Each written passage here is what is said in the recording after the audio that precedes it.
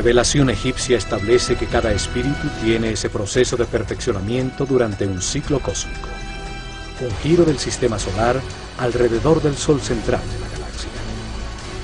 Durante ese periodo de tiempo, 25.920 años, el planeta Tierra pasa por cada una de las 12 constelaciones, de las estrellas que forman los 12 signos zodiacales en la bóveda celeste.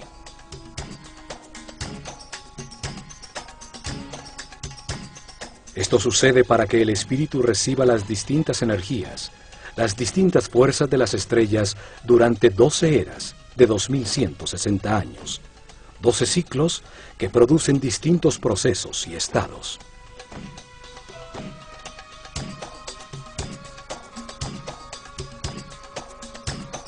Mientras sucede ese giro, el espíritu reencarna unas 700 veces en distintos cuerpos, lugares, tiempos, circunstancias, condiciones y personalidades.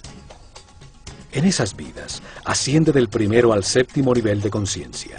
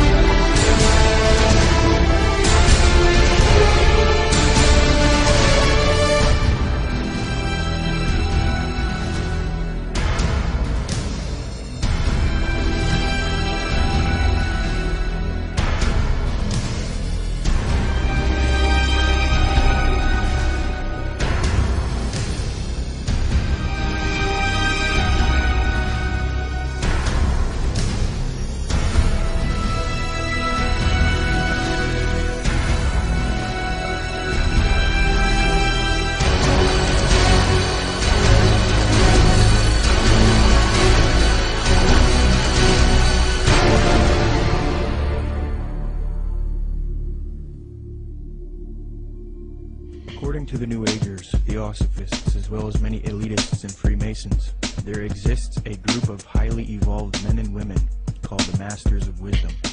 These powerful groups claim that Buddha, Krishna, Muhammad, and Jesus were all masters of wisdom, and that a being named Maitreya is the leader of these beings, who in turn is subject to the true leader, Sanat Kumara.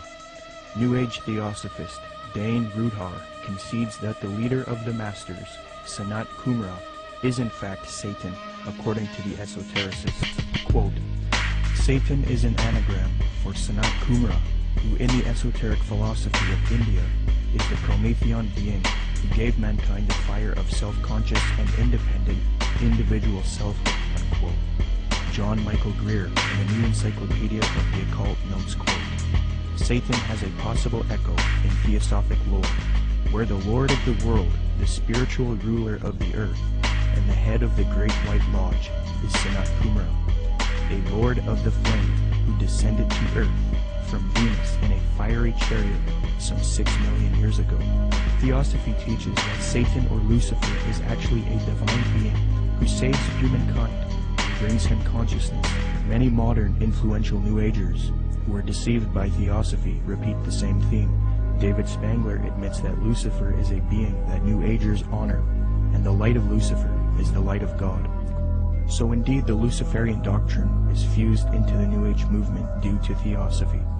Along with this doctrine is the belief that because of Satan, man is now thinking he will evolve, conquer the world, conquer nature, and become a god.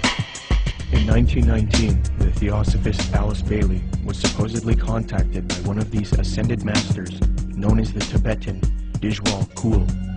From 1919 to 1949, Bailey would write 24 books, and according to her, she would do automatic writing, a new age way of channeling and letting the force write for you. Bailey would create Lucifer Publishing, which would distribute the works of Helena Blavatsky and the Theosophical Society. She would later change the name to Lucius Trust because Lucifer Publishing was too controversial. Lucius Trust evolved into a large New Age organization, and it is still active today. Lucius Trust is also directly associated with the United Nations. According to the United Nations International Geneva Yearbook 2009, quote, "The Lucius Trust is recognized by the United Nations as a non-governmental organization and is represented at regular briefing sessions at UN headquarters. The Lucius Trust is on the roster of the United Nations Economic and Social Council." Thus, Theosophy and the New Age are now fused into the United Nations, which gives a medium for the New Age agenda. The aim of corrupt organizations like Lucius Trust and the UN is to create a one-world government, New World Order, which is in accord with the supposed Age of Aquarius.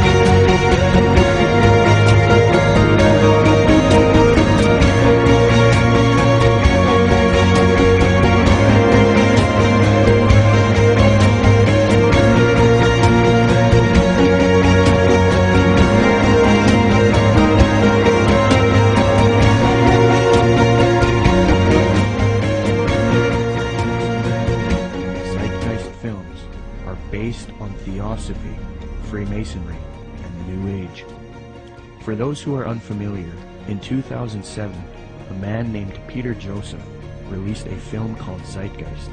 This film received millions of views on the internet and became very popular. Then in 2008, Zeitgeist Addendum, the sequel, came out. From there, Peter Joseph established the Zeitgeist movement. The first Zeitgeist film was divided into 3 sections. The second section was about 9/11 being an inside job. The third section was about the corruption of the Federal Reserve.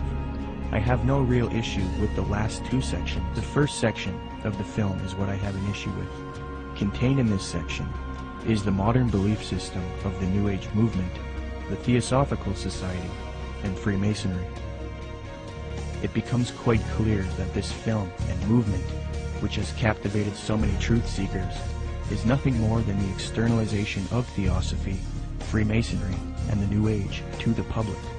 This is important because if it turns out that Zeitgeist is leading people into Theosophical and Freemasonic ideologies, it means that rather than standing against the New World Order One World Government agenda, like the anti-New World Order movement is supposed to be doing, truth seekers are actually associating themselves with ideologies and organizations that are connected to the New World Order.